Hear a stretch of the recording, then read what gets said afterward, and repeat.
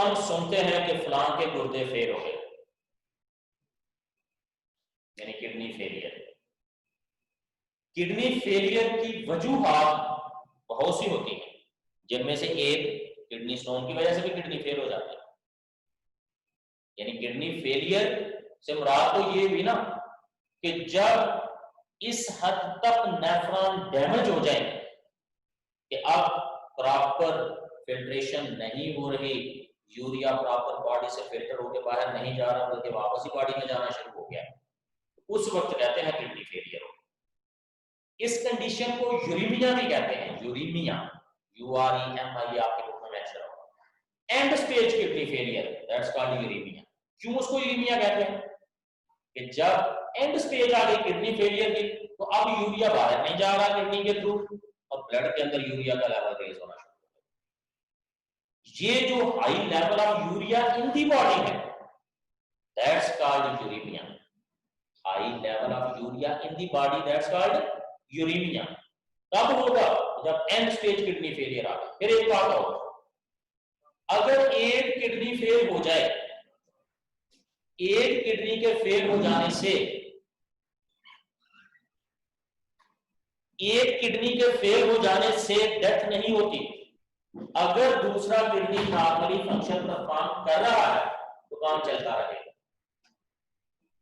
Death कब होगी या प्रॉब्लम तब आएगी कि जब दोनों किडनी फेल हो,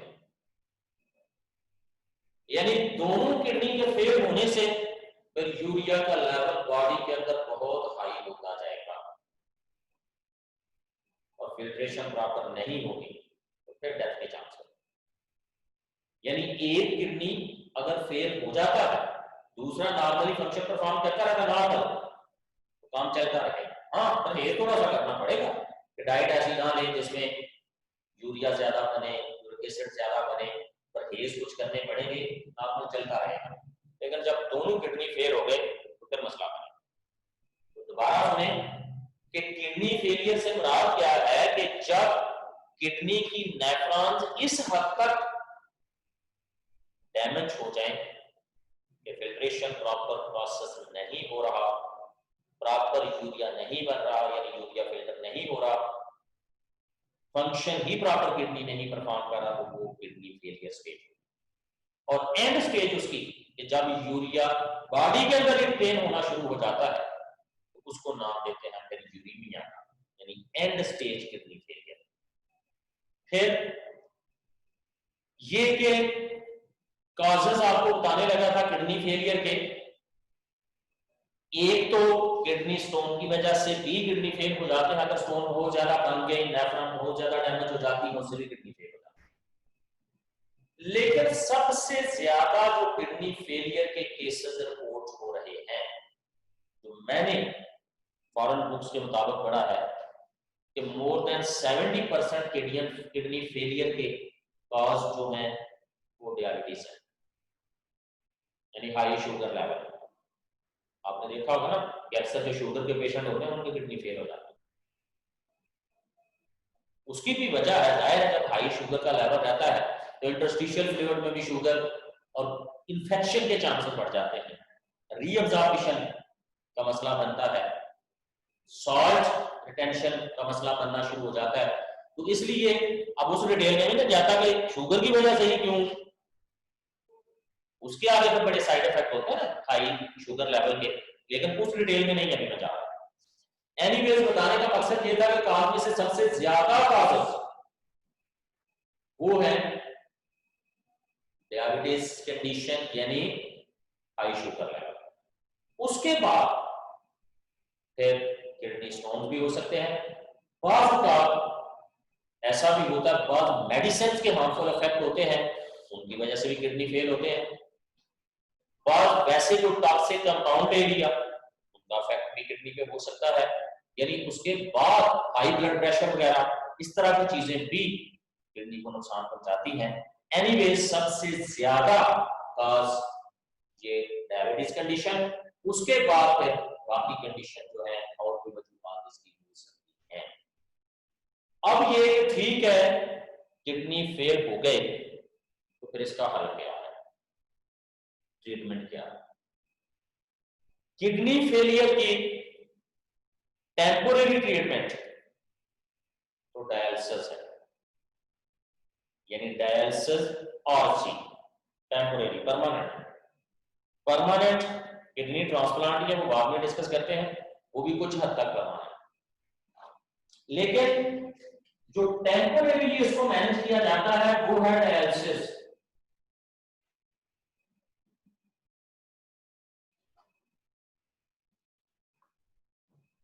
डायलिसिस क्या चीज है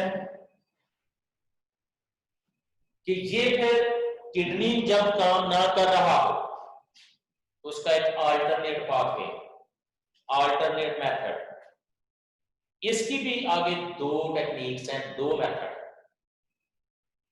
कि किडनी तो काम नहीं कर रहे तो अब डायरेक्टली ब्लड में से वेस्टेज को निकालना है और उनको बॉडी से बाहर निकाल के तो वक्ती तौर पे बॉडी के अंदर यूरिया का लेवल, वेस्टेज का लेवल नॉर्मल करना है। इसके लिए ये टेक्निक यूज होती है डायलिसिस। डायलिसिस भी आगे दो तरह की टेक्निक है, इसकी भी दो टाइप्स है। वो क्या, एक है हेमोडायलिसिस और एक है पेरिटोनियल डायलिसिस।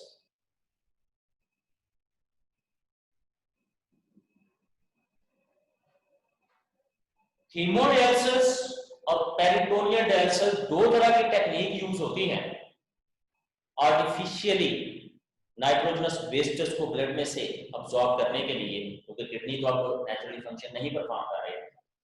इनमें से ये जो हीमोडायलिसिस है ये एक मशीन के थ्रू प्रोसेस होता है, स्पेसिफिक मशीन है इस तरह की। वैसे इलेक्ट्रॉनिकली कंट्रोल्ड आजकल काफी मॉडिफाइड मशीन आ चुकी है, हर हॉस्पिटल में आजकल डायलिसिस मशीन मौजूद होती है कि इसकी एक स्पेसिफिक चैम्बर होती है जिसमें डायलिसिस फ्लूइड, मैं जरा उसका स्केच आपको बताने लगा, ये नहीं कि पूरी मशीन, जस्ट उसका स्केच। इस तरह इसकी मेन चैम्बर है, इसमें से एक लॉन्ग ट्यूब पास ऑन होती है बल्क हाइड्रोजन फॉर्म।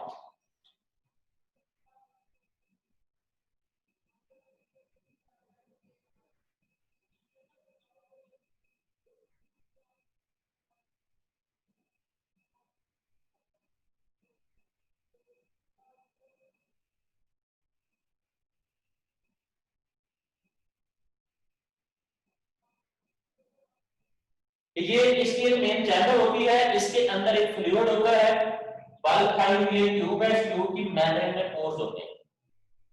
यहां पे जो फ्लूइड है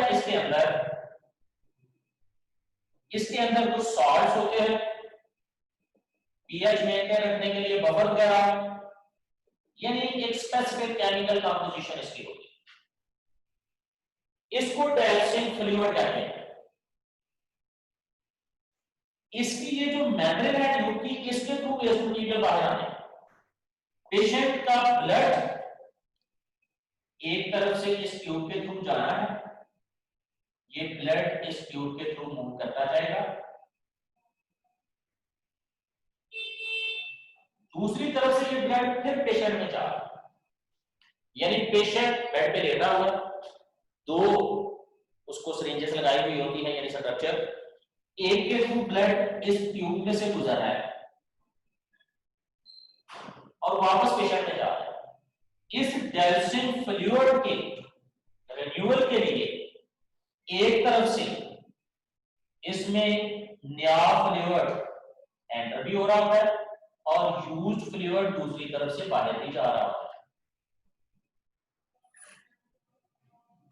यानी डायलिसिस फ्लूइड का सोर्स भी इसको सप्लाई किया हुआ है, उसके थ्रू ये इसमें ऐड भी हो रहा है और यूज आगे भी जा रहा है।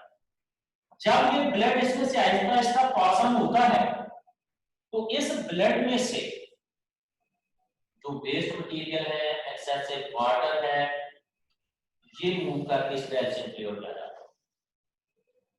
लेकिन एक बात याद रखें, यहाँ पे रीजन ट्रांसमिशन नहीं होनी, यूजफुल मटेरियल भी आ जाएंगे इसमें से, और वो भी वापस नहीं जाना, क्योंकि ये आर्टिफिशियल मशीन है, ये नेचुरल नहीं है। लेकिन मजबूरी है, कुछ यूजफुल मटेरियल भी आ जाएंगे इसके अंदर, लेकिन मजबूरी है कि कम से कम हार्मफुल मटेरियल तो निकले ना। तो इसलिए फिर एक दफा जब ये डायलिसिस करवा लिया, 5 से 7 घंटे लगते हैं इसमें, बार बार ये ब्लड चेक लगाएगा इसको।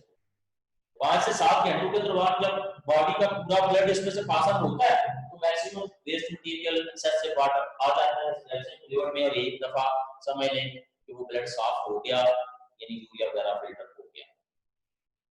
लेकिन फिर जरूरत पड़ने पे फिर करवाना पड़ेगा, क्योंकि ये परमानेंट नहीं है। अभी मैं इसको यहां ही रोकता हूं, फिर पेरिटोनियल डायलिसिस भी कल समझा के तो अगले टॉपिक पे चलेंगे। यहां तक अगर किसी ने कुछ पूछना हो तो पूछ लें।